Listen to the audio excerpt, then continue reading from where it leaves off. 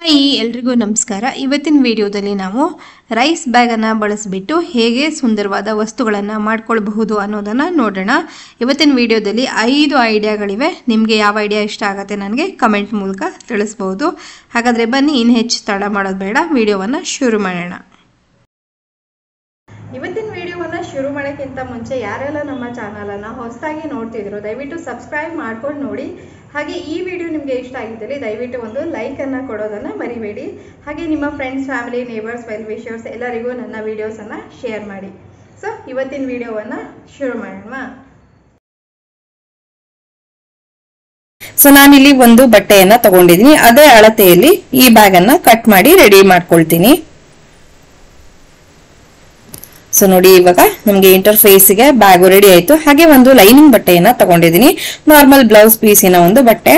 ಅದ್ರ ಮೇಲೆ ನಾನು ಇವಾಗ ತಾನೇ ಕಟ್ ಮಾಡ್ಕೊಂಡಲ್ಲ ರೈಸ್ ಬ್ಯಾಗು, ಅದನ್ನ ಇಡ್ತಾ ಇದ್ದೀನಿ. ನಂತರ ಮೇಲ್ಗಡೆ ಬಟ್ಟೆ, ಒಂದು ಪ್ರಿಂಟೆಡ್ ಬಟ್ಟೆಯನ್ನ ತಗೊಂಡಿದ್ದೀನಿ. ನೋಡಿ, ಈ ತರ ಇಡಬೇಕು. ಸೊ ಇದನ್ನ ನಾನು ಕ್ವಿಲ್ಟ್ ಮಾಡ್ಕೊಳ್ತೀನಿ. ಕ್ವಿಲ್ಟ್ ಮಾಡಿದ ನಂತರ ಎಕ್ಸ್ಟ್ರಾ ಪೀಸಸ್ ಸೈಡ್ಸ್ ಎಲ್ಲ ಕಟ್ ಮಾಡ್ಕೊಂಡ ನಂತರ ಇದರ ಅಳತೆ 14 ಇಂಚು ಅಗಲ ಇದೆ, 11.5 ಇಂಚು ಉದ್ದ ಇದೆ. ಈ ತರ 2 ಪೀಸ್ ಅನ್ನ ನಾನು ರೆಡಿ ಮಾಡಿ ಕ್ವಿಲ್ಟ್ ಮಾಡಿ ರೆಡಿ ಇಟ್ಕೊಂಡಿದ್ದೀನಿ. ಹಾಗೆ ಇನ್ನೊಂದು ಪೀಸ್ ಅನ್ನ ತಗೊಂಡಿದ್ದೀನಿ. ಅದನ್ನು ಸಹ ಮಧ್ಯದಲ್ಲಿ ಒಂದು ರೈಸ್ ಬ್ಯಾಗಿನ ಸಣ್ಣ ತುಂಡನ್ನ ಇಟ್ಬಿಟ್ಟು ಅದನ್ನು ಕ್ವಿಲ್ಟ್ ಮಾಡಿ ರೆಡಿ ಮಾಡ್ಕೊಳ್ತೀನಿ.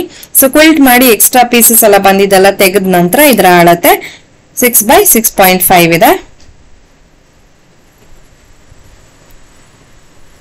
ಈಗ ಕಾಂಟ್ರಾಸ್ಟ್ ಬಣ್ಣದ ಒಂದು ಬ್ಲೌಸ್ ಪೀಸಿನ ಬಟ್ಟೆಯನ್ನ ತಗೊಂಡು ಅದನ್ನ ಹೀಗೆ ಕಟ್ ಮಾಡ್ಕೊಂಡಿದೀನಿ. ಇದರ ಅಳತೆ 1.5 ಇಂಚು ಅಗಲ ಇದೆ. ಸೊ ಇದನ್ನ ಈ ಪಾಕೆಟ್ಗೋಸ್ಕರ ನಾನು ಮಾಡ್ಕೊಂಡಿದ್ನಲ್ಲ, ಅದಕ್ಕೆ ಹೀಗೆ ಇಟ್ಬಿಟ್ಟು ಪೈಪಿಂಗ್ ತರ ಮಾಡ್ಕೊಳ್ಬೇಕು. ಫಸ್ಟ್ಗೆ ಹೀಗೆ ಉಲ್ಟಾ ಇಡ್ಬೇಕು, ನಂತರ ಈ ತರ ಮಡ್ಚ್ಬಿಟ್ಟು ಮತ್ತೊಂದು ಸ್ಟಿಚ್ ಹಾಕ್ಬೇಕು. ಸೊ ನೋಡಿ, ಈ ತರ ನಾನು ರೆಡಿ ಮಾಡ್ಕೊಂಡೆ. ಸೊ ನಮ್ಮ ಪಾಕೆಟ್ಗೆ ರೆಡಿ ಆಯ್ತು. ಈಗ ಈ ತರದ ಒಂದು ಲಾಂಗ್ ಸ್ಟ್ರಿಪ್ ನಮ್ಗೆ ಬೇಕಾಗತ್ತೆ. ಇದರ ಅಳತೆ 3 ಇಂಚು ಅಗಲ ಇದೆ. ಹಾಗೆ 45 ಇಂಚಿನ 2 ಪೀಸ್ಗಳು ನಮ್ಗೆ ಬೇಕಾಗುತ್ತೆ. ಇದನ್ನ ಈ ತರ ಫೋಲ್ಡ್ ಮಾಡಿ ಫಸ್ಟ್ಗೆ, ನಂತರ ಈ ತರ ಮಧ್ಯದಲ್ಲಿ ಮತ್ತೊಂದು ಫೋಲ್ಡ್ ಮಾಡಿಬಿಟ್ಟು 2 ಕಡೆನೂ ನಾವು ಸ್ಟಿಚ್ ಹಾಕೊಳ್ಬೇಕು. ಸೊ ನೋಡಿ, ಈ ತರ ರೆಡಿ ಆಯ್ತು. ಸೊ ನಮ್ಮ ಬೆಲ್ಟ್ ರೆಡಿ ಆಯ್ತು ಬ್ಯಾಗ್ಗೆ. ನಂತರ ನಾವು ಕ್ವಿಲ್ಟ್ ಮಾಡಿ ರೆಡಿ ಇಟ್ಕೊಂಡಿದ್ವಲ್ಲ, ಅದನ್ನ ತಗೊಂಡು ಕರೆಕ್ಟ್ ಆಗಿ ಮಧ್ಯಕ್ಕೆ ಫೋಲ್ಡ್ ಮಾಡ್ತಾ ಇದ್ದೀನಿ. ಹಾಗೆ ಒಂದು ಮಾರ್ಕ್ ಮಾಡ್ಕೊಂಡೆ. ನಂತರ ಪಾಕೆಟ್ಗೂ ಕೂಡ ಮಿಡಲ್ ಅನ್ನ ಈ ತರ ಮಾರ್ಕ್ ಮಾಡ್ಕೊಳ್ತೀನಿ. ಸೊ ಇದರ ಸೆಂಟರ್ ಮತ್ತೆ ಬ್ಯಾಗಿನ ಮೇನ್ ಪಾರ್ಟಿನ ಸೆಂಟರ್ ಅನ್ನ ಮ್ಯಾಚ್ ಮಾಡ್ತಾ 3 ಕಡೆಗೂ ನಾವು ಡಬಲ್ ಸ್ಟಿಚ್ ಹಾಕೊಂಡು ಪಾಕೆಟ್ ಅನ್ನ ಅಟ್ಯಾಚ್ ಮಾಡಬೇಕು. ನೋಡಿ, ಇವಾಗ ಪಾಕೆಟ್ ಅಟ್ಯಾಚ್ ಆಯ್ತು. ನಂತರ ನಾನು ಬೆಲ್ಟ್ ರೆಡಿ ಮಾಡಿ ಇಟ್ಕೊಂಡಿದ್ನಲ್ಲ, ಅದಕ್ಕೆ ಮೇಲ್ಗಡೆಯಿಂದ ಸುಮಾರು 2 ಇಂಚಿಗೆ ಮಾರ್ಕ್ ಮಾಡ್ಕೊಳ್ತಾ ಇದ್ದೀನಿ. ಸೊ ಅಲ್ಲಿವರೆಗೆ ನಮ್ಮ ಬೆಲ್ಟ್ ಅನ್ನ ಇಟ್ಟು ಹೊಲಿಬೇಕಾಗತ್ತೆ. ಸೊ ಈ ಬೆಲ್ಟ್ ಅನ್ನು ನಾನು ಬೇಸಿಂದಾನೆ ಹೊಲಿತಾ ಇರೋದು. ಸೊ ಕೆಳಗಡೆಯಿಂದ ಸ್ಟಾರ್ಟ್ ಮಾಡ್ಬಿಟ್ಟು ಮೇಲ್ಗಡೆ ನಾನು 2 ಇಂಚ್ ಆಗೋಷ್ಟು ಕೆಳಗಡೆ ಮಾರ್ಕ್ ಮಾಡ್ಕೊಂಡಲ್ಲ, ಅಲ್ಲಿವರೆಗೆ ಹೋಗ್ಬಿಟ್ಟು ನಂತರ ತಿರ್ಸಿ ಮತ್ತೆ ಹೊಲಿಬೇಕು. ಅದು ನಿಮ್ಗೆ ವಿಡಿಯೋದಲ್ಲಿ ಇವಾಗ ಕಾಣಿಸ್ತಾ ಹೋಗುತ್ತೆ ನೋಡಿ.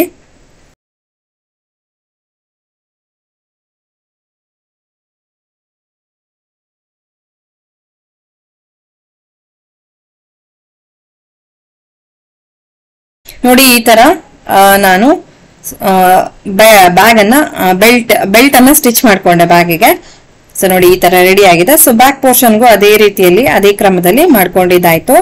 ಈಗ ನಾನು ಜಿಪ್ ತಗೊಂಡಿದ್ದೀನಿ. ಹಾಗೆ ಇನ್ನೊಂದು ಪೈಪಿಂಗ್ ಮಾಡೋಣ ಅಂತ ಅನಿಸ್ತು. ಸೊ ಅದಕ್ಕೆ ಇಲ್ಲೊಂದು ಸ್ಟ್ರಿಪ್ ಅನ್ನ ಕಟ್ ಮಾಡ್ಕೊಂಡಿದ್ದೀನಿ. ಸೊ ಇಲ್ಲಿ ಜಿಪ್ ಮತ್ತೆ ಸ್ಟ್ರಿಪ್ ಎರಡನ್ನು ಒಟ್ಟಿಗೆ ನಾವು ಹೊಲ್ಕೊಳ್ಬಹುದು. ಹೇಗೆ ಅನ್ನೋದು ವಿಡಿಯೋದಲ್ಲಿ ಕಾಣಿಸ್ತಾ ಹೋಗುತ್ತೆ. ಸೊ ಆ ಸ್ಟ್ರಿಪ್ ಅನ್ನ ಇಟ್ಬಿಟ್ಟು ಅದರ ಮೇಲೆ ನಾವು ಜಿಪ್ ಅನ್ನ ಇಡ್ತಾ ಹೀಗೆ ಫಸ್ಟ್ ಸ್ಟಿಚ್ ಹಾಕೊಳ್ಬೇಕು. ನಂತರ ಪ್ರೆಸ್ ಸ್ಟಿಚ್ ಮಾಡುವಾಗ ನಾವು ಜಿಪ್ ಒಂದನ್ನೇ ಫಸ್ಟ್ಗೆ ಮಾಡಿಕೊಂಡು ನಂತರ ಈ ಸ್ಟ್ರಿಪ್ ಏನಿದೆ ಅದನ್ನ ಫೋಲ್ಡ್ ಮಾಡ್ತಾ ಮತ್ತೊಂದು ಪೈಪಿಂಗ್ ರೀತಿಯಲ್ಲಿ ಮಾಡಬೇಕಾಗತ್ತೆ. ಸೊ ನೋಡಿ, ಇಲ್ಲಿ ನಿಮ್ಗೆ ಕಾಣಿಸುತ್ತೆ ಅದು. ಈಗ ನಾನು ಫಸ್ಟ್ಗೆ ಜಿಪ್ ಅನ್ನು ಮಾತ್ರ ಪ್ರೆಸ್ ಸ್ಟಿಚ್ ಮಾಡ್ಕೊಂಡೆ.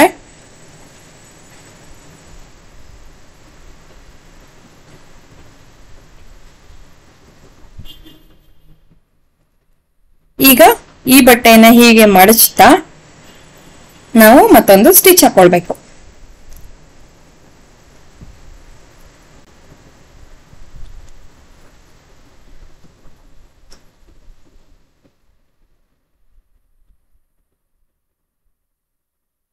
ನೋಡಿ ಈಗ ಇದು ಈ ತರ ಕಾಣಿಸ್ತಾ ಇದೆ.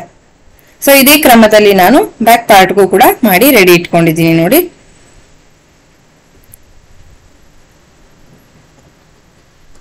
ಸೊ ಈಗ ರನ್ನ ಹಾಕ್ಬಿಟ್ಟು ಎರಡನ್ನು ಜೋಡಿಸ್ಬೇಕು. ಅದಕ್ಕಿಂತ ಮುಂಚೆ ಈ ತರ ಫೋಲ್ಡ್ ಮಾಡ್ಬಿಟ್ಟು ಒಂದ್ ಸ್ವಲ್ಪ ಯು ಆಕೃತಿಯನ್ನ ಕೊಡೋಣ ಅಂತ ಅನಿಸ್ತು. ಶೇಪ್ ಕೊಡೋಣ ಬ್ಯಾಗ್ಗೆ, ಯಾವಾಗ್ಲೂ ಸ್ಕ್ವೇರ್ ಬ್ಯಾಗ್ಸ್ಗಿಂತ ಒಂದ್ ಸ್ವಲ್ಪ ಶೇಪ್ ಕೊಡೋಣ ಅಂತ ಅನಿಸ್ತು. ಸೊ ಈ ತರ ಒಂದು ಮಾರ್ಕ್ ಮಾಡ್ಬಿಟ್ಟು ಕಟ್ ಮಾಡ್ಕೊಳ್ತಾ ಇದ್ದೀನಿ. ಇದೇ ಪ್ರಕಾರವಾಗಿ ಎರಡು ಪಾರ್ಟ್ಸ್ಗೂ ಮಾಡ್ಕೊಳ್ಬೇಕು.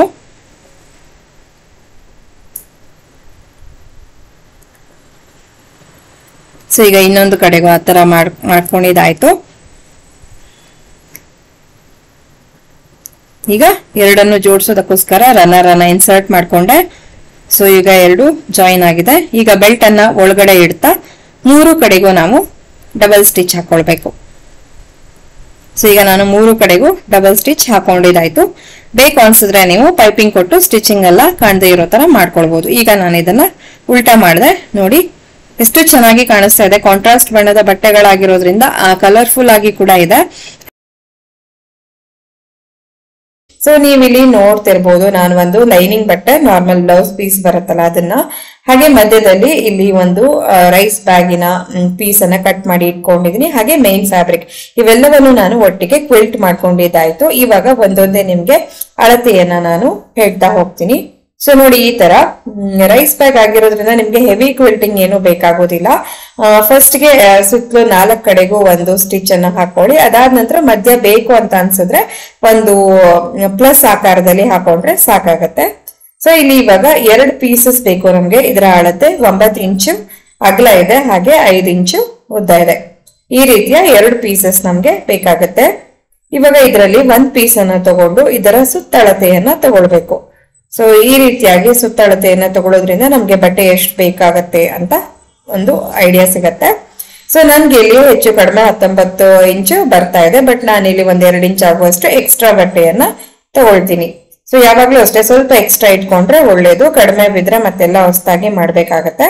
ಸೊ ಇವಾಗ ಇಲ್ಲಿ ಇನ್ನೊಂದು ಪೀಸ್ ಅನ್ನ ಕ್ವಿಲ್ಟ್ ಮಾಡಿ ರೆಡಿ ಇಟ್ಕೊಂಡಿದ್ದೀನಲ್ವಾ. ಸೊ ಇದರ ಅಳತೆ 21 ಇಂಚು ಅಗಲ ಇದೆ, ಹಾಗೆ 10 ಇಂಚು ಆಗುವಷ್ಟು ಉದ್ದ ಇದೆ.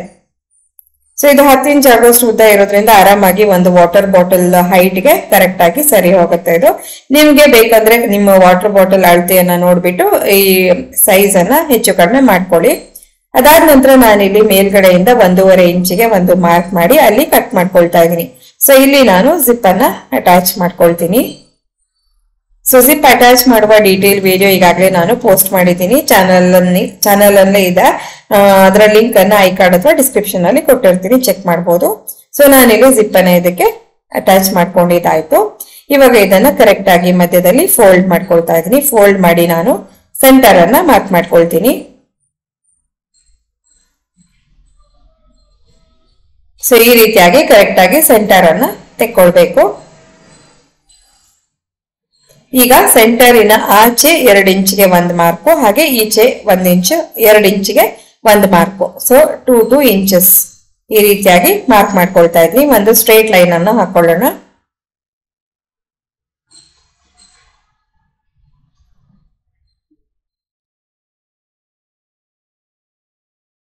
ನೆಕ್ಸ್ಟ್ ಏನ್ ಮಾಡ್ಬೇಕು, ಮೇಲ್ಗಡೆಯಿಂದ 3 ಇಂಚಿಗೆ ಒಂದು ಈ ತರ ಮಾರ್ಕ್ ಮಾಡ್ಕೊಳ್ಳಿ. ಸೊ ಇಲ್ಲಿವರೆಗೆ ನಾವು ನೆಕ್ಸ್ಟ್ ಬೆಲ್ಟ್ ಅನ್ನ ಹಚ್ಚಬೇಕಾಗತ್ತೆ. ಅದಕ್ಕೋಸ್ಕರ ನಾನು 2 ಕಡೆಗೂ 3 ಇಂಚಿಗೆ ಒಂದು ಮಾರ್ಕ್ ಅನ್ನ ಮಾಡ್ಕೊಂಡೆ. ಸೊ ನಾನು ಇದಕ್ಕೆ ಈ ತರ ರೆಡಿಮೇಡ್ ಬೆಲ್ಟ್ ಅನ್ನ ಬಳಸ್ತಾ ಇದ್ದೀನಿ. ನನ್ನ ಹತ್ರ ಇತ್ತು, ಹಾಗಾಗಿ ನಾನು ಬಳಸ್ತಾ ಇದ್ದೀನಿ. ನಿಮ್ಮ ಹತ್ರ ಇಲ್ಲ ಅಂದ್ರೆ ಇದೇ ಫ್ಯಾಬ್ರಿಕ್ ನಿಂದ ನೀವು 4 ಇಂಚ್ ಅಗಲದ ಒಂದು 32 ಇಂಚು ಉದ್ದ ಕಟ್ ಮಾಡ್ಕೊಂಡು ಈ ರೀತಿಯಾಗಿ ಬೆಲ್ಟ್ ಅನ್ನ ಮಾಡ್ಕೊಡ್ಬಹುದು. ಸೊ ನಾನು ಈ ಬೆಲ್ಟ್ ಅನ್ನ ಈ ಪ್ರಕಾರವಾಗಿ ನಾವು ಮಾರ್ಕ್ ಮಾಡ್ಕೊಂಡಿದ್ವಲ್ಲ ಅದರ ಮೇಲೆ ಹೀಗೆ ಇಟ್ಬಿಟ್ಟು ಈ ರೀತಿಯಾಗಿ ಸ್ಟಿಚ್ ಅನ್ನ ಹಾಕೊಳ್ತೀನಿ. ಮತ್ತೆ ಈ ಬೆಲ್ಟ್ ರೆಡಿಮೇಡ್ ಬೆಲ್ಟ್ ಬಳಸ್ತೀರಾ ಅಂತಂದ್ರೆ ತುದಿ ಕಡೆ ಸ್ವಲ್ಪ ಲೈಟ್ ಆಗಿ ಸುಟ್ಕೊಳ್ಳಿ, ಯಾಕಂದ್ರೆ ಅದು ಮತ್ತೆ ಥ್ರೆಡ್ ಎಲ್ಲ ಬಿಟ್ಕೊಳ್ತಾ ಹೋಗುತ್ತೆ, ಅದಕ್ಕೋಸ್ಕರ.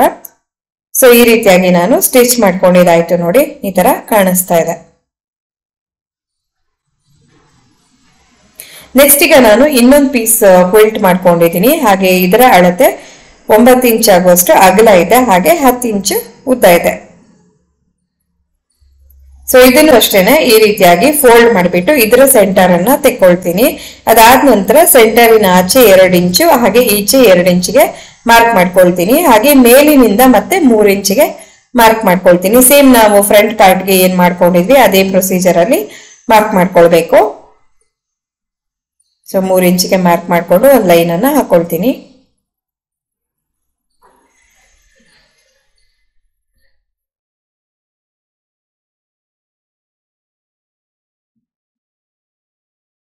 ಈಗ ಈ ಮಾರ್ಕ್ ಮಾಡಿದ್ರ ಮೇಲೆ ಈ ರೀತಿಯಾಗಿ ಬೆಲ್ಟ್ ಅನ್ನ ಇಟ್ಬಿಟ್ಟು ಸ್ಟಿಚ್ ಅನ್ನ ಮಾಡ್ಕೊಳ್ತೀನಿ. ಸೊ ನೋಡಿ ಈಗ ಸ್ಟಿಚ್ ಮಾಡ್ಕೊಂಡಿದ್ದಾಯ್ತು, ಈ ರೀತಿಯಾಗಿ ಕಾಣಿಸ್ತಾ ಇದೆ. ಈಗ ಏನ್ ಮಾಡ್ಬೇಕಂತಂದ್ರೆ ಮೇನ್ ಬಟ್ಟೆ ಇತ್ತಲ್ವ, ಫಸ್ಟ್ಗೆ ನಾನು ಹೇಳಿದ್ನಲ್ಲ 9 ಇಂಚು ಉದ್ದ ಹಾಗೆ 5 ಇಂಚ್ ಅಗಲದ ಬಟ್ಟೆಯನ್ನ ತಗೊಂಡಿದೀನಿ. ಸೊ ಅದರ ಸೆಂಟರ್ ಅನ್ನ ಈಗ ಮಾರ್ಕ್ ಮಾಡ್ಕೊಂಡೆ. ಹಾಗೆ ನಾನು ಈ ಬಟ್ಟೆಯ ಕೂಡ ಸೆಂಟರ್ ಅನ್ನ ಮಾರ್ಕ್ ಮಾಡ್ಕೊಳ್ತಾ ಇದ್ದೀನಿ. ಸೊ ಈ ಸೆಂಟರ್ಗೂ ಆ ಸೆಂಟರ್ಗೂ ನಾವು ಜೋಡಿಸ್ತಾ ಒಂದು ಸ್ಟಿಚ್ ಅನ್ನ ಹಾಕೊಳ್ಬೇಕು. ಸೊ ಹೀಗೆ ಇಲ್ಲಿಂದ ಇಲ್ಲಿವರೆಗೆ ಫಸ್ಟ್ಗೆ ನಾನು ಸ್ಟಿಚ್ ಅನ್ನ ಹಾಕೊಳ್ತೀನಿ. ಅದಾದ ನಂತರ ಈ ತರ ಸೈಡ್ ಅನ್ನ ತಿರುಗಿಸ್ತಾ ಸುತ್ತಲೂ ಸ್ಟಿಚ್ ಹಾಕೊಳ್ಬೇಕು. ಸೊ ಈಗ ನಮ್ಗೆ 3 ಕಡೆ ಕವರೇಜ್ ಸಿಗತ್ತೆ ನೋಡಿ ಈ ತರ. ಸೊ ನಾನು ಎಕ್ಸ್ಟ್ರಾ ಸ್ವಲ್ಪ ತಗೊಂಡಿದ್ದೆ ಅಲ್ವಾ, ಸೊ ಅದನ್ನೆಲ್ಲ ಕಟ್ ಮಾಡಿ ತೆಗೆದ್ಬಿಡ್ತೀನಿ.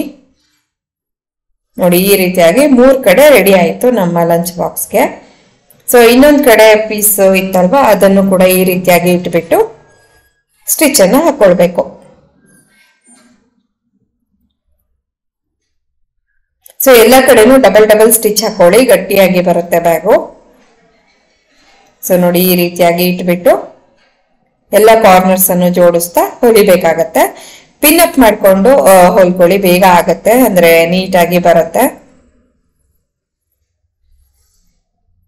ಸೊ ಈ ರೀತಿಯಾಗಿ ನಾನು ಸ್ಟಿಚ್ ಮಾಡ್ಕೊಂಡಿದ್ದಾಯ್ತು ನೋಡಿ. ಈ ತರ ಒಂದು ಬಾಕ್ಸ್ ರೀತಿಯಾಗಿ ಕಾಣಿಸ್ತಾ ಇದೆ. ಈಗ ನಾವು ಕೆಳಗಡೆ ಬೇಸಿಗೆ ಮಾತ್ರ ಒಂದು ಪೀಸ್ ಅನ್ನ ಅಟ್ಯಾಚ್ ಮಾಡೋದು ಉಳಿಯಿತು ಅಷ್ಟೇನೆ. ಸೊ ಇನ್ನೊಂದು ಪೀಸ್ ರೆಡಿ ಇತ್ತಲ್ವಾ, ಸೊ ಅದನ್ನು ಕೂಡ ಈ ರೀತಿಯಾಗಿ ಉಲ್ಟಾ ಫೇಸ್ ಮಾಡಿಬಿಟ್ಟು 4 ಕಡೆಗೂ ಹಿಡಿತಾ ಸ್ಟಿಚ್ ಅನ್ನ ಮಾಡ್ಕೊಳ್ಬೇಕು. ಸೊ ಬೇಸ್ ಅನ್ನ ಹೊಲಿಬೇಕಾದ್ರೆ ಒಂದ್ಸಲ ಪಿನ್ ಅನ್ನ ಮಾಡ್ಕೊಂಡೆ ನಂತರನೇ ಹೊಲಿದ್ರೆ ತುಂಬಾ ನೀಟಾಗಿ ಫಿನಿಶಿಂಗ್ ಬರುತ್ತೆ. ಇವಾಗ ನಾನು ಇದನ್ನ ಈ ರೀತಿಯಾಗಿ ಪಿನ್ ಮಾಡ್ಕೊಂಡು ನಂತರ ಅದನ್ನ ಸ್ಟಿಚ್ ಮಾಡ್ಕೊಂಡೆ. ನೋಡಿ ಈ ರೀತಿಯಾಗಿ ಕಾಣಿಸ್ತಾ ಇದೆ. ರೈಸ್ ಬ್ಯಾಗ್ ಅನ್ನ ಬಳಸಿರೋದ್ರಿಂದ ಸಾಕಷ್ಟು ಸ್ಟಿಫ್ ಆಗಿ ಬಂದಿದೆ. ಲಂಚ್ ಬ್ಯಾಗ್ ಹೇಗೆ ಒಂದ್ ಸ್ವಲ್ಪ ಸ್ಟಿಫ್ ಇರ್ಬೇಕಲ್ವಾ, ಅದ್ರ ಬಾಡಿ ಸ್ಟಿಫ್ ಆಗಿರುತ್ತೆ. ಸೊ ಆ ರೀತಿಯಾಗಿ ಬಂತು. ಸೊ ರೈಸ್ ಬ್ಯಾಗ್ ಖಂಡಿತ ನೀವು ಯೂಸ್ ಮಾಡಬಹುದು. ನನಗಂತೂ ತುಂಬಾನೇ ಖುಷಿ ಆಯ್ತು ಎಂಡ್ ಪ್ರಾಡಕ್ಟ್ ಅನ್ನ ನೋಡ್ಬಿಟ್ಟು. ಗಟ್ಟಿಮುಟ್ಟಾಗಿ ಬಂದಿದೆ ಬ್ಯಾಗು ಸಹ. ಸೊ ನೋಡಿ ಈ ರೀತಿಯಾಗಿ. ಸೊ ಈ ಕಾರ್ನರ್ಸ್ ಅನ್ನ ಹಿಡಿತಾ ಮೇಲ್ಗಡೆ ಮತ್ತೊಂದು ಸ್ಟಿಚ್ ಬೇಕಾದ್ರೆ ಹಾಕೊಳ್ಬಹುದು. ಬಟ್ ನಾನು ಒಳಗಡೆನೆ ಡಬಲ್ ಸ್ಟಿಚ್ ಅನ್ನ ಹಾಕಿರೋದ್ರಿಂದ ಅದನ್ನ ಮಾಡ್ತಾ ಇಲ್ಲ. ಸೊ ನೋಡಿ ಈ ರೀತಿಯಾಗಿ ಸುಂದರವಾದ ಒಂದು ಲಂಚ್ ಬ್ಯಾಗು ರೆಡಿನೇ ಆಯ್ತು.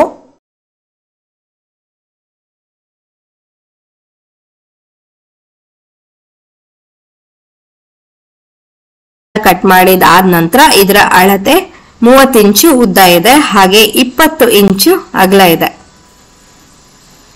30/20 ಇರೋದು. ಈಗ ಅದೇ ಅಳತೆಯ ಒಂದು ಬಟ್ಟೆಯನ್ನ ತಗೊಂಡಿದ್ದೀನಿ. ಹಾಗೆ ನಾನು ಇದಕ್ಕೆ ಲೈನಿಂಗ್ ಅನ್ನ ಬಳಸ್ತಾ ಇಲ್ಲ. ಮೇಲ್ಗಡೆ ಬಟ್ಟೆ ಹಾಗೆ ಕೆಳಗಡೆ ಈ ರೈಸ್ ಬ್ಯಾಗು ಇದಿಷ್ಟೇನೆ. ಎಲ್ಲವನ್ನು ಸೇರಿಸ್ಬಿಟ್ಟು ನಾನು ಕ್ವಿಲ್ಟ್ ಮಾಡಿ 1 ಪೀಸ್ ಅನ್ನ ರೆಡಿ ಮಾಡ್ಕೊಳ್ತೀನಿ.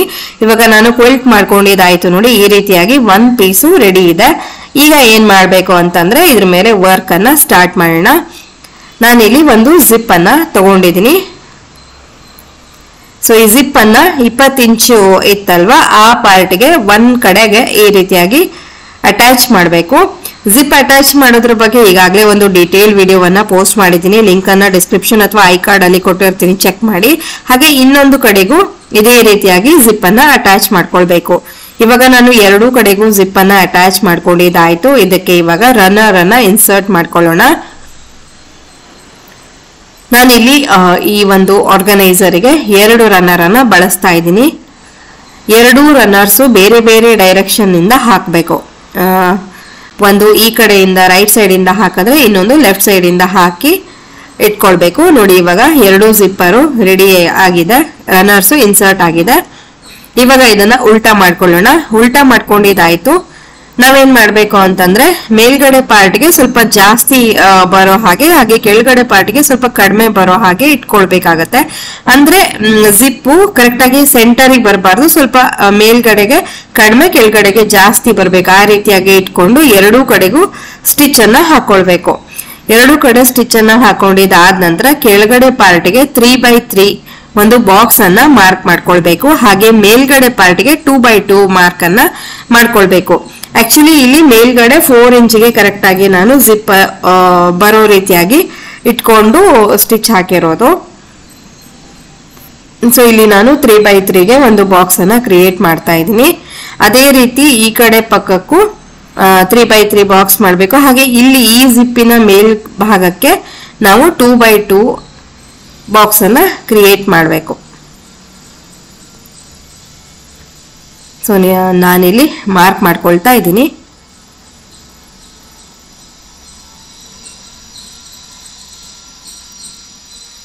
ಇದೇ ರೀತಿಯಾಗಿ ಆ ಕಡೆಗೂ ಮಾರ್ಕ್ ಮಾಡಿಕೊಂಡು ಅದೇ ಮಾರ್ಕ್ ಮಾಡಿದ ರೀತಿಯಲ್ಲೇ ನಾವು ಕಟ್ ಮಾಡ್ಕೊಳ್ಬೇಕಾಗತ್ತೆ.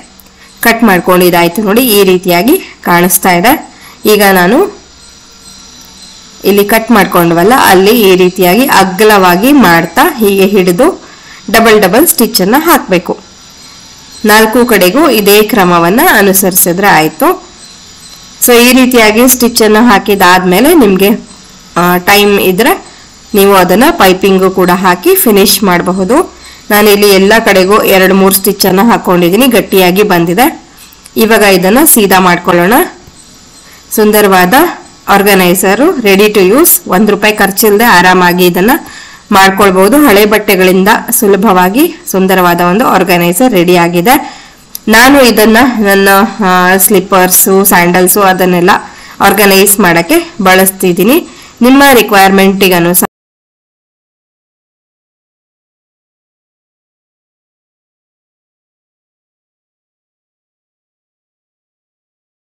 ನಾನು ಇಲ್ಲಿ 2 ಪ್ರಿಂಟೆಡ್ ಫ್ಯಾಬ್ರಿಕನ್ನು ತಗೊಂಡಿದ್ದೀನಿ. ಹಾಗೆ ಇದರ ಅಳತೆ 10.5 ಇಂಚ್ ಆಗುವಷ್ಟು ಅಗಲ ಇದೆ, ಹಾಗೆ ಒಂದು 11.5 ಇಂಚ್ ಆಗುವಷ್ಟು ಉದ್ದ ಇದೆ. ಸೊ 2 ಬಟ್ಟೆಗಳು ಕೂಡ ಒಂದೇ ಅಳತೆಯಲ್ಲಿ ಇರೋದು. ಈಗ ನಾನು ಈ ಬ್ಯಾಗನ್ನು ಮಾಡೋದಕ್ಕೆ ಈ ರೀತಿಯಾದ ರೈಸ್ ಬ್ಯಾಗನ್ನು ತೊಗೊಂಡಿದ್ದೀನಿ. ಸೊ ಈ ರೀತಿಯಾದ ರೈಸ್ ಬ್ಯಾಗ್ಗಳು ಎಲ್ಲರ ಮನೆಯಲ್ಲೂ ಇದ್ದೇ ಇರುತ್ತೆ. ಇದಿಲ್ಲ ಅಂತಂದರೆ ಸಿಮೆಂಟಿನ ಬ್ಯಾಗ್ಸ್ ಬರುತ್ತಲ್ಲ, ಅದನ್ನು ಕೂಡ ನೀವು ಯೂಸ್ ಮಾಡ್ಬೋದು.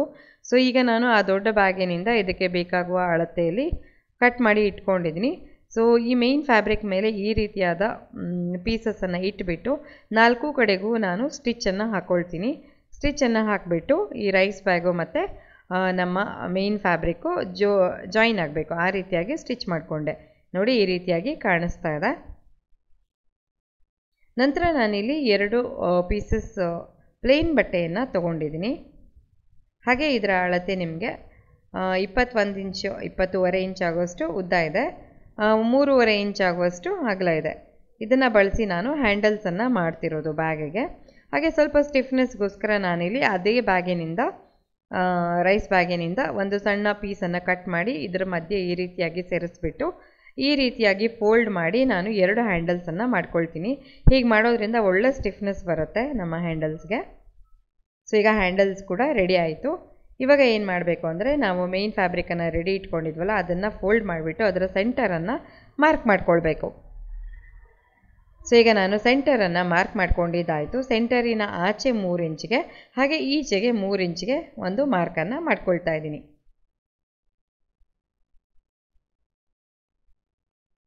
ಸೊ ಈ ಮಾರ್ಕ್ ಮಾಡ್ಕೊಂಡಿರೋ ಪಾಯಿಂಟ್ ಮೇಲೇ ನಾವು ಈ ರೀತಿಯಾದ ಹ್ಯಾಂಗರನ್ನು ಇಟ್ಬಿಟ್ಟು ಸ್ಟಿಚ್ ಮಾಡಬೇಕು. ಇದೇ ರೀತಿಯಾಗಿ ನಾನು ಮತ್ತೊಂದು ಪಾರ್ಟ್ಗೂ ಮಾರ್ಕ್ ಮಾಡಿಬಿಟ್ಟು ಅದೇ ಹ್ಯಾಂಗರನ್ನು ಇಟ್ಬಿಟ್ಟು ಸ್ಟಿಚ್ ಮಾಡ್ಕೊಳ್ತೀನಿ. ಸೊ ಈ ರೀತಿಯಾಗಿ ನಮಗೆ 2 ಪಾರ್ಟ್ಸು ರೆಡಿ ಆಯಿತು. ಈಗ ನಾವು ಮೇಲ್ಗಡೆ ಇದಕ್ಕೆ ಪೈಪಿಂಗ್ ಮಾಡಿ ಫಿನಿಶ್ ಮಾಡೋಣ. ಸೊ ಪೈಪಿಂಗ್ ಮಾಡೋದಕ್ಕೆ ಒಂದು 2 ಇಂಚ್ ಆಗುವಷ್ಟು ಅಗಲದ ಬಟ್ಟೆಯನ್ನು ತೊಗೊಂಡಿದ್ದೀನಿ. ಸೊ ಈ ರೀತಿಯಾಗಿ ಇಟ್ಬಿಟ್ಟು ಹಾಗೆ ಇದನ್ನು ಉಲ್ಟಾ ತಿರುಗಿಸ್ತಾ ಈ ರೀತಿಯಾಗಿ ಸ್ಟಿಚ್ ಮಾಡ್ಕೊಳ್ಬೇಕು. 2 ಕಡೆಗೂ ನಾನು ಅದೇ ರೀತಿಯಾಗಿ ಮಾಡ್ಕೊಳ್ತೀನಿ. ಸೊ ನೋಡಿ ಇವಾಗ ಇದು ಈ ರೀತಿಯಾಗಿ ಕಾಣಿಸ್ತಾ ಇದೆ.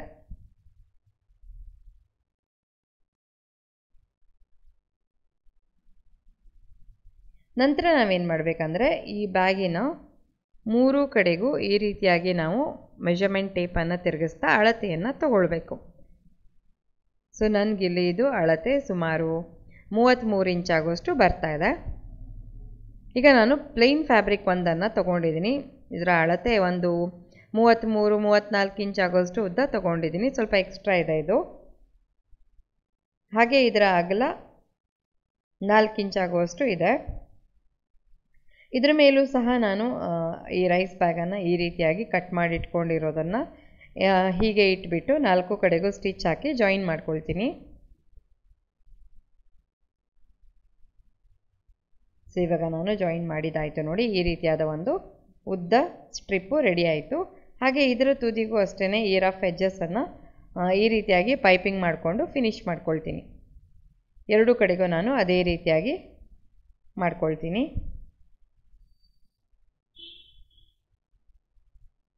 ಸೊ ನೋಡಿ ಇವಾಗ ಇದು ರೆಡಿ ಆಗಿದೆ. ಈಗ ನಾವೇನು ಮಾಡಬೇಕು, ನಾವು ಬ್ಯಾಗಿನ ಒಂದು ಪಾರ್ಟನ್ನು ತೊಗೊಂಡ್ಬಿಟ್ಟು ಒಂದು ತುದಿಯಿಂದ ಇದನ್ನು ಈ ರೀತಿಯಾಗಿ ಇಡ್ತಾ ನಾವು ಸ್ಟಿಚ್ ಮಾಡ್ತಾ ಬರಬೇಕು. ಸೊ ಈ ರೀತಿಯಾಗಿ ಕಾರ್ನರನ್ನು ತಿರುಗಿಸ್ತಾ ಮೂರೂ ಕಡೆಗೂ ನಾನು ಸ್ಟಿಚ್ಚನ್ನು ಹಾಕ್ಕೊಳ್ತೀನಿ.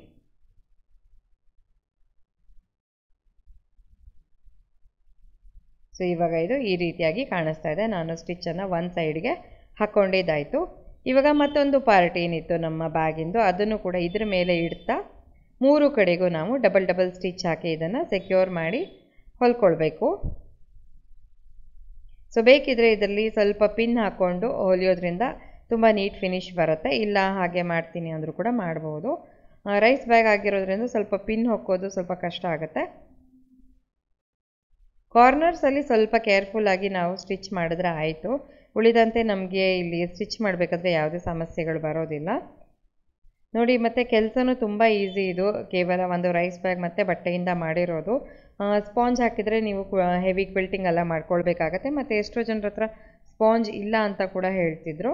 ಸೊ ನಿಮ್ಮ ಹತ್ರ ಸ್ಪಾಂಜ್ ಇಲ್ಲದೆ ಇದ್ದರೂ ಕೂಡ ನೀವು ಈ ರೀತಿಯಾದ ಶಾಪಿಂಗ್ ಬ್ಯಾಗ್ಗಳನ್ನು ಆರಾಮಾಗಿ ಮನೆಯಲ್ಲಿ ತಯಾರಿಸ್ಬೋದು. ಸೊ ಇವಾಗ ನೋಡಿ ಇದು ನಾನು ಸ್ಟಿಚ್ ಮಾಡ್ಕೊಂಡಿದ್ದು ಬಂದಿದ್ದಾಯಿತು. ಈ ರೀತಿಯಾಗಿ ಕಾಣಿಸ್ತಾ ಇದೆ. ಇವಾಗ ಇದನ್ನು ಉಲ್ಟಾ ಮಾಡ್ಕೊಳ್ತೀನಿ. ನೀವು ಬೇಕಿದ್ದರೆ ಒಳಗಡೆಯಿಂದ ಪೈಪಿಂಗ್ ಮಾಡಿ ಮತ್ತೊಮ್ಮೆ ಫಿನಿಶ್ ಮಾಡ್ಕೊಳ್ಬೋದು.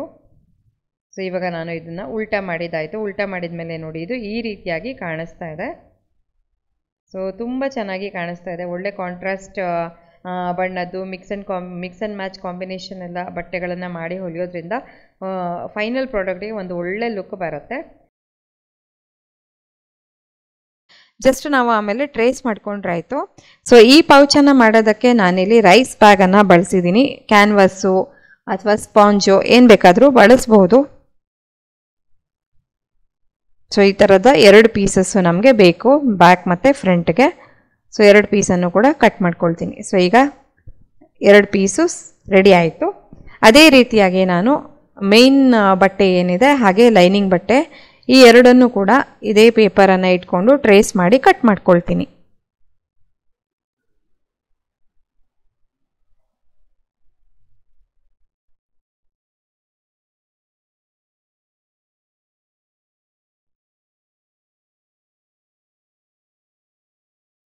ಈ ಥರ ಒಂದು ಪೇಪರ್ ಡ್ರಾಫ್ಟನ್ನು ನೀವು ರೆಡಿ ಇಟ್ಕೊಂಡ್ರೆ ಮತ್ತೆ ಯಾವತ್ತಾದರೂ ಪೌಚ್ ಹೊಲಿಬೇಕಾದ್ರೆ ಅದನ್ನೇ ರೀಯೂಸ್ ಮಾಡ್ಕೊಳ್ಬೋದು. ಈಸಿ ಆಗುತ್ತೆ ತುಂಬಾ.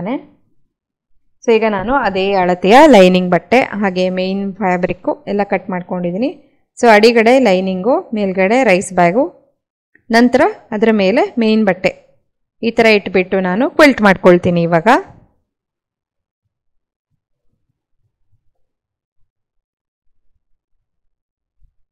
ಸೊ ಇದು ರೈಸ್ ಬ್ಯಾಗ್ ಆಗಿರೋದ್ರಿಂದ ತುಂಬ ಹೆವಿ ಕ್ವಿಲ್ಟಿಂಗ್ ಏನು ಬೇಕಾಗೋದಿಲ್ಲ. ಲೈಟಾಗಿ ನೀವು ಕ್ವಿಲ್ಟ್ ಮಾಡಿದರೆ ಸಾಕಾಗತ್ತೆ. ಸೊ ಈಗ ನಾನು 2 ಬಟ್ಟೆಯನ್ನು ಕ್ವಿಲ್ಟ್ ಮಾಡಿ ತಂದಿದ್ದೀನಿ ನೋಡಿ. ಬ್ಯಾಕ್ ಮತ್ತು ಫ್ರಂಟ್ಗೆ ರೆಡಿ ಆಯಿತು ಇದು. ಈಗ ನಾವು ಜಿಪ್ಪನ್ನು ಅಟ್ಯಾಚ್ ಮಾಡಬೇಕು. ಜಿಪ್ಪನ್ನು ನಾನಿಲ್ಲಿ ಹೇಗೆ ಅಟ್ಯಾಚ್ ಮಾಡ್ತೀನಿ ಅನ್ನೋದು ವಿಡಿಯೋದಲ್ಲಿ ತೋರಿಸಿದ್ದೀನಿ ನೋಡಿ. ಈ ಥರದಲ್ಲಿ ಅಟ್ಯಾಚ್ ಮಾಡಬೇಕು. ಸೊ ಈ ಜಿಪ್ಪನ್ನು ತಗೊಂಡು ಹೀಗೆ ಅಟ್ಯಾಚ್ ಮಾಡಬೇಕಾಗತ್ತೆ. ಸೊ ಈಗ ನಾನು ಸ್ಟಿಚ್ ಹಾಕ್ಕೊಂಡು ಬರ್ತೀನಿ. ಸೊ ಸ್ಟಿಚ್ ಹಾಕ್ಕೊಂಡಿದ್ದಾಯಿತು ನೋಡಿ. ಈ ಥರ ಕಾಣಿಸ್ತಾ ಇದೆ.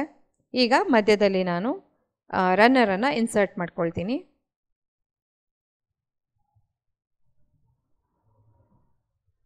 ಈಗ ರನ್ನರನ್ನು ಹಾಕ್ಕೊಂಡಿದ್ದಾಯಿತು. ಇವಾಗ ಇದನ್ನು ಈ ಥರ ಮಾಡಿಬಿಟ್ಟು 1 ನಿಮಿಷ ಸೈಡಲ್ಲಿ ಇಡ್ತೀನಿ. ಇದಕ್ಕೆ ಒಂದು ಸ್ಟ್ರ್ಯಾಪನ್ನು ಅಟ್ಯಾಚ್ ಮಾಡೋದಕ್ಕೆ ಒಂದು ಸ್ಟ್ರ್ಯಾಪ್ ರೆಡಿ ಮಾಡ್ಕೊಂಡಿದ್ದೀನಿ. ಆಲ್ಮೋಸ್ಟ್ ಇದು ಒಂದು 5 ಇಂಚ್ ಉದ್ದದ ಸ್ಟ್ರ್ಯಾಪು. 2 ಇಂಚ್ ಅಗಲದ ಬಟ್ಟೆಯನ್ನು ಕಟ್ ಮಾಡಿಕೊಂಡು ಅದನ್ನು 4 ಫೋಲ್ಡ್ ಮಾಡಿದ್ರೆ ಈ ಥರದ್ದು ಒಂದು ಸ್ಟ್ರ್ಯಾಪ್ ರೆಡಿ ಆಗುತ್ತೆ. ಸೊ ಅದನ್ನು ಕರೆಕ್ಟಾಗಿ ಜಿಪ್ಪಿನ ಮೇಲೆ ಇಟ್ಟು ಒಂದು ಸ್ಟಿಚ್ಚನ್ನು ಹಾಕ್ಕೊಳ್ತೀನಿ.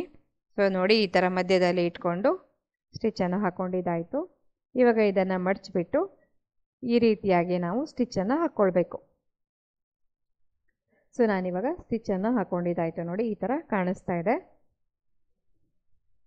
ಇವಾಗ ಇದಕ್ಕೆ ಒಂದು ಸ್ವಲ್ಪ ಸ್ಪೇಸ್ ಮಾಡೋ ಸಲುವಾಗಿ ಒಂದು ಬೇಸನ್ನು ರೆಡಿ ಮಾಡಬೇಕು. ಸೊ ಬೇಸ್ ರೆಡಿ ಮಾಡೋದಕ್ಕೆ ನಾನಿಲ್ಲಿ 1 ಇಂಚಿನಾಗೋಷ್ಟು ಬಾಕ್ಸನ್ನು ಕಟ್ ಮಾಡ್ಕೊಳ್ತೀನಿ. 1 ಇಂಚ್ ಅಗಲ ಹಾಗೆ 1 ಇಂಚ್ ಉದ್ದ ಮಾರ್ಕ್ ಮಾಡ್ಕೊಂಡಿದ್ದೀನಿ. ಅದೇ ರೀತಿಯಾಗಿ ಇನ್ನೊಂದು ಕಡೆಗೂ ಮಾಡ್ಕೊಳ್ಬೇಕು. ಸೊ ಈಗ ಮಾಡ್ಕೊಂಡಿದ್ದಾಯಿತು, ಕಟ್ ಮಾಡ್ಕೊಳ್ಳೋಣ.